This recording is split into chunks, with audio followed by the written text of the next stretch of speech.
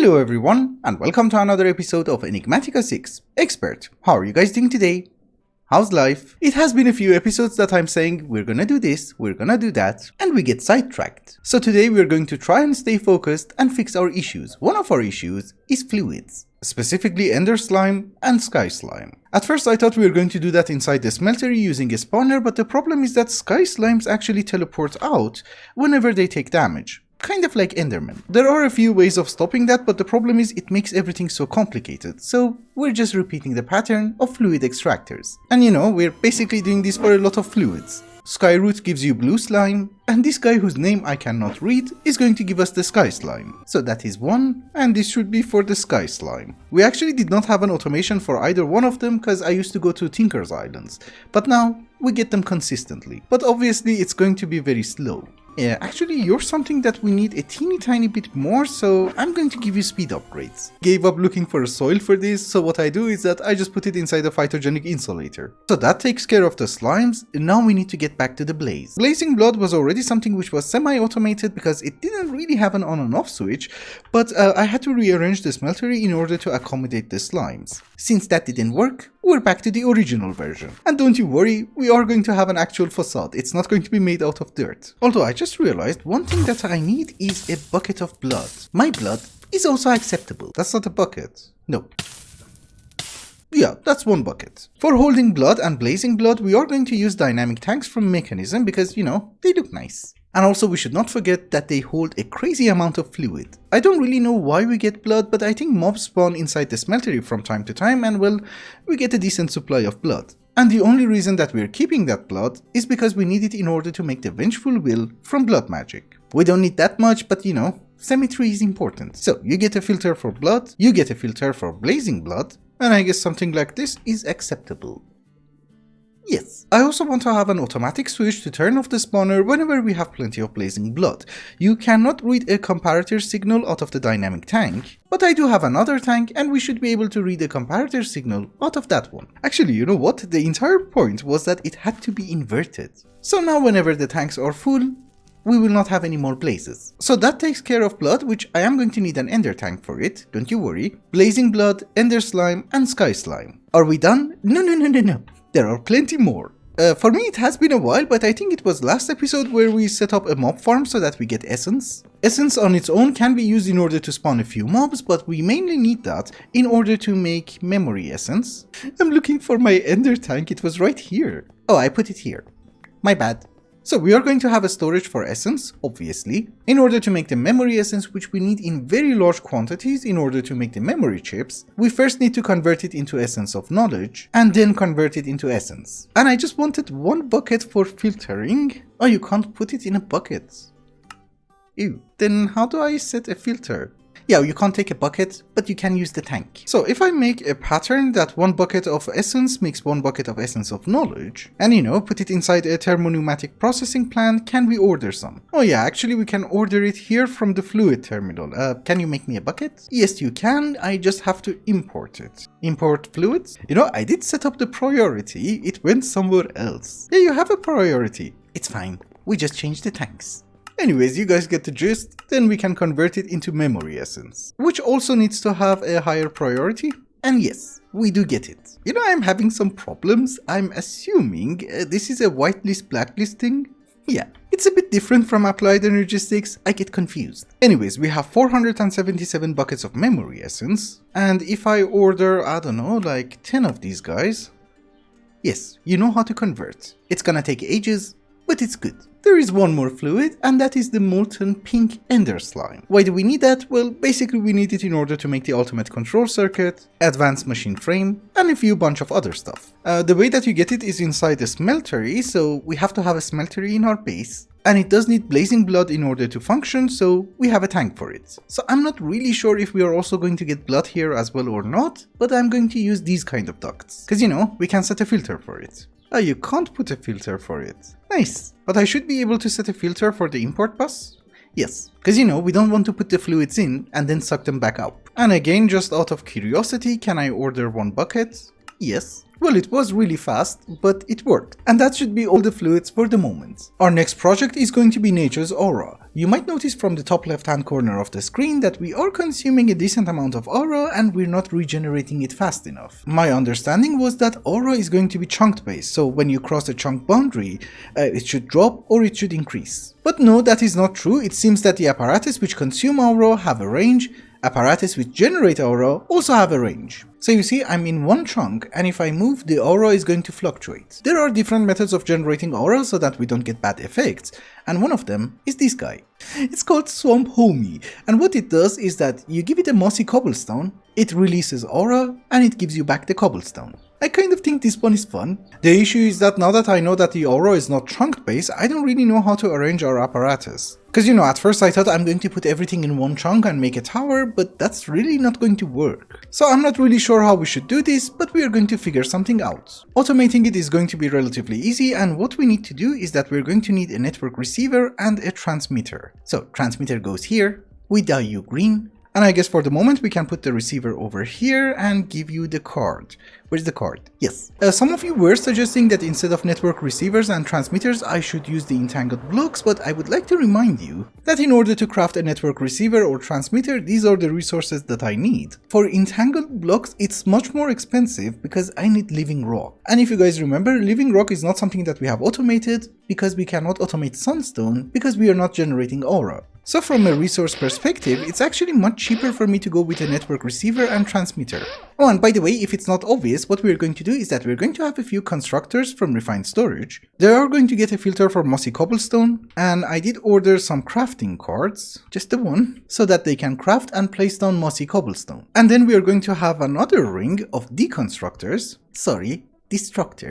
which we are going to put a blacklist for mossy cobblestone, so that, they just pick up the cobblestone. And you, my dear friend, you go in the center. So the only thing that we need to do, you are full of essence. Can I take it out? I was going to say that the only thing remaining is that we need to set a pattern for moss stone, which is essentially half a bucket of water and cobblestone. There are other ways of making it, but a metallurgic infuser is kind of expensive for me at this very moment. And well, pedestals is just not my thing. Oh, it's already working. It just flickered. So let us order like 1000 and see the result. Yes. Very good, very good. We are getting aura, and I just want to move the altar on top.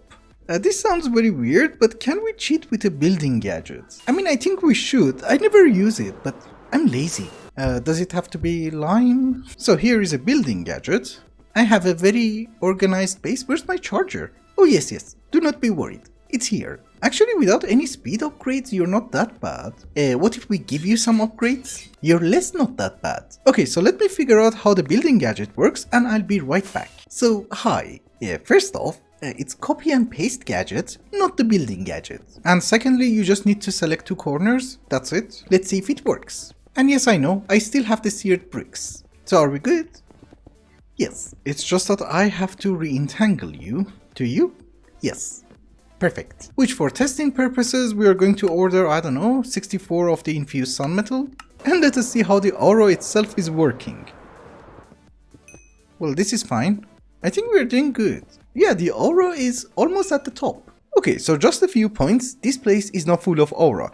There is a way of stopping the aura when it reaches a certain level. You can give this guy a redstone signal and he will stop working. I'm not sure if too much aura has any negative effects, but I'm not really going to be bothered with it because the only thing that we're wasting is like half a bucket of water. Because we're just infusing cobblestone with water in order to get moss stone, and it will be converted back into cobblestone, so we're not losing anything. I also did not have to do this using refined storage. It might have been very expensive, but actually making a water source is much more expensive and more irritating, so I'm using the existing systems. Another thing that I noticed is that we didn't really need to have these tanks. The design was supposed to be a teeny tiny bit different because I was assuming I'm also going to get the slime liquids here, but that didn't work. And I forgot to change the design, but it's fine. They're okay there. And finally, we come to the main point. A few episodes ago, somebody left me a comment that did I miss the lightning automation? And if you're wondering what he meant recipes like this. So in short, no, you did not miss it. You just missed the part where I said I'm not going to automate it. Because I'm sure I was standing right here and I said that. Well, the reason that I said I'm not going to automate it is because putting something inside the dispenser and firing it is not really fun. If the lightning spell from Ars Nebu was acceptable, I would have done that, but dispenser is not fun. But I think I did manage to find a substitute. Yes, a cannon from Pneumaticraft. So we are going to try and automate lightning using a cannon, because it's much nicer than a dispenser. But I do have a feeling that you need a dispenser upgrade? I could be wrong. So first let us go through the basics, and yes, apparently the side that you attach the tube actually matters. So this guy is going to require pressure, and it also needs to know where it's going to launch the items. For that you're going to need a GPS tool, and you just right click where you want it to. That goes in, we give you the arrows, and I think you just need a redstone signal. Oh, it's out of range. Ew, do not be worried, it's not a bad recipe. How much range do you need? We try this again. Yep, that's not good. You know, I had the upgrade in my inventory, I didn't put it in. So that was my bad. We fire again. Yes, I think this is much more fun than a dispenser. Much more fun. So now that we know it's going to function, how do we automate it? We need to start from scratch. The item that we want to create using lightning is called firmament, or whatever it's called, I'm not really sure. But this is what we need because we need it in order to make sunstone, and we need the sunstone in order to make living rock. Which for some reason I could not find the recipe, but yeah, we need it in order to make the red stringed container. And you know, each one of them is like 7 living rock. So let us rewind back. In order to make firmament, we are going to need a few items. One of them is fluorite, which we have, prismarine we have, we actually get the shards as a byproduct. The only thing that we don't have automated is shiverstone, which we can easily get through an igneous extruder. So since 1.12, igneous extruders have changed a teeny tiny bit, and this is why I'm actually going to try and find a place to hide it.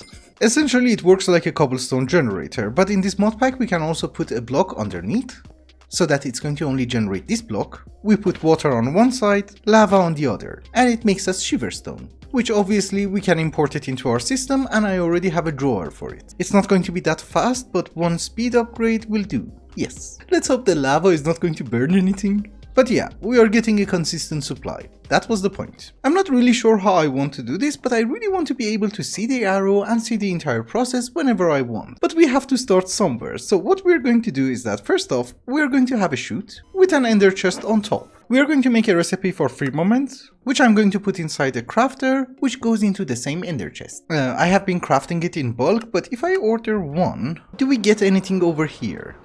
Yes, it goes inside the vacuumulator, so obviously we are going to have a filter, it's going to be a deny list, and it will have firmament. Now we have to make sure that our cannon is going to work, so if we aim here, will you be able to hit it? No. It's like an actual cannon, so we have to zero in. And that's not good. I don't have to put a column every time, we can adjust it here. 10 blocks higher. I should really try with a different arrow. Oh, that seems to be the maximum range. What if I add more range? Where is it going to go? Oops. You, my dear friend, 10 blocks lower. We try this again, and yes, bullseye. But we don't really want it to hit here, because if there is a roof on top of the arrow, there's not going to be a lightning. So here should be good. So we try this again. This time it's a normal arrow. Yes, perfection. So wait a minute, do you just fire one arrow at a time? Oh, that's nice. I thought I have to make sure that it only fires one. So let's order one stack of firmament. Allow lists, not deny lists. One thing which is not really good is that it's doing it one by one. I mean, I'm assuming it's going to do this 64 times, so maybe I have to change the recipe. But essentially, if we fire... Did we get it? Well, things are burning, but yeah, we do. We can actually change the recipe over here, so if we change you to 60, change prismarine to 60 as well, and 10 fluorite, that should give me 30 firmament? Yeah. So this time I'm actually hoping that it will drop everything at the same time. So again, craft me one. You should drop everything at the same time once it's crafted. I think we are waiting for prismarine to be crafted, that's our bottleneck. But okay, we get everything at the same time, that is good. And obviously, fire in the hole. It takes time, don't you worry. And we got exactly 30. Perfection. I am actually really enjoying this idea. The problem is that we need to make a few tweaks. One of them is that we don't really want the compressor to work constantly, and therefore I think we need a gauge, which, you know, I have to just run a redstone line. This is really not going to be that visible, so I guess we can do something like this. Yeah, one block shorter would be nice. Or maybe just a repeater? Yeah, this is much better. Another point is that we have to activate the cannon using a redstone signal, right? Yes. and we want to be able to activate it whenever there are items on the vacuumulator over here. So for this purpose I actually have an industrial laser entity detector, and if you want to take a look at the settings, it's only detecting objects. So if I throw something on the ground, it has a power of 15. I'm using any block that I have, so frequency will be a zombie head, and we want it to have a delay. I think it's the recent version of Create which has the delay thingy, so maybe here we just have to do this manually. And by manually I just mean repeaters, and I think this should be good enough. Yeah, the last one can be a block. I'm not picky. I just want to have a teeny tiny bit of delay so that we don't waste arrows, that's it. So let us order one more firmament and see what happens. I have to add speed upgrades for Prismarine, this takes too long. But yeah, we are getting the items. Here's the arrow. Great. A very slight problem that we have is that the vacuumulator is visible and I can't really put an ender chest under it. I can put some spruce trapdoors, you know, just for decoration and for hiding it, but essentially what we are going to do is that we're just going to entangle it to a block, like so. And we extract. Yes, it goes into the system. This actually provides us with a wonderful opportunity to do sparks as well. For making sparks, I am using the purple mushrooms instead of petals because, you know, you can just put it inside the phytogenic insulator and get a ton. And besides, it's purple, and I really like mushrooms. But again, we're going to increase the ratios. You're going to be 10, and in return you're going to give me 30 sparks. That's good. So you go inside the crafter as well. I do need 1 spark to set the filters. Oh, I'm out of space. Yeah, we're going to use the new one, don't you worry. Also, I don't really know, can we make like 256 of you? Because, you know, I need a lot of speed upgrades, and for some reason we can. Don't know why. I was really not expecting it to do that. Anyhow, we are going to add the spark to the filter as well. I'm going to order 1 spark. Of course, we are going to get like 60, I think. Everything will drop. The arrow is gonna come one day. Oh, it was already in the air. I missed it. You see, now the problem is I don't really remember how many sparks we had. We have 164 now. The arrow is coming. I love this. Yeah, now it's 194. So it works. So what was our achievement for today? Well, we did manage to sort our fluid situation so that we would be able to make every single machine casing without any hiccups. We did manage to fix the aura situation and it's going through the roof. That's great. We did manage to automate the production of firmament and there's only 1 step left. Can you guess what it is? Living rock, obviously. Because most of the processes that we had to take care of today was just to make living rock. And you know, we need it for a crazy amount of recipes. Therefore, let us try and fix that one as well. Actually, before we do that, I forgot to mention the most important thing which some of you might be wondering, and that is how are we going to provide this guy with arrows? We are going to use a transfer gadget, we put it on input, a drawer, and I'm just going to put the arrows manually. That's it. Obviously this is something that we can easily automate, but you know, how many arrows are we going to need? That is probably going to be enough until the end of times. There are fancy ways of automating living rock and living wood, and there are non-fancy ways of doing it. Guess which one we're going with? Non-fancy, because we're going to use technology. We're going to have 2 rings of 8x8 of constructors, like so, and all of them are facing the incorrect way, which is always nice. Normally, if we are using applied energistics, I can use a subnetwork or I can use a network without any controller, but this is refined storage, so we need to have a controller for a subnetwork. Or maybe we don't, but it's too late for it. We can color you, right? Yes. I mean, this is the easiest way for me without using any redstone. So what we're going to do is that each and every one of them are going to place sunstone. And since this is refined storage and you can only put 1 filter, the other 8 are just going to place down archwood for living wood. So if I have a barrel over here with 1 external storage, put the archwood inside, you should place it, that's good. I don't have a recipe for you. That is for sunstone, and the pattern goes inside you, the altar. And I should be able to order, I don't know, like 64 of them. Yes, we are getting it very slowly. So this guy is also going to place down the sunstone, and before doing anything we are going to have the destructors. At first I wanted to just whitelist living rock and living wood, but no, that's complicated. We just make it a blacklist so that I have to click once. Anyhow, we are going to blacklist archwood for you and the sunstone for you. So now if we put our pure daisies, it should start working, and I guess we just need a cable here, your extra, go away. And this should work automatically. It takes a minute, I know. But in the meantime, we should be able to work on the automation part. So we are going to have a crafter over here, facing towards the barrel, and this crafter is going to be hooked up to our main refined storage system. And these are the patterns for living rock and living wood. And we're just going to set a filter for importing them into our system. Like so. They should go in. So essentially, refined storage, whenever it wants to craft a living wood, it's going to drop the material inside the barrel, then it really doesn't care what happens, there are going to be a few gizmos, and then it will pick up the result from the same barrel. And essentially, if I want 3 stacks of living rock, I can just craft it. Takes a bit of time, but it does work. And with that, ladies and gentlemen, I think it's also a good time to wrap up the episode. Thank you so much for watching, and I hope you enjoyed it. Till the next one, bye bye.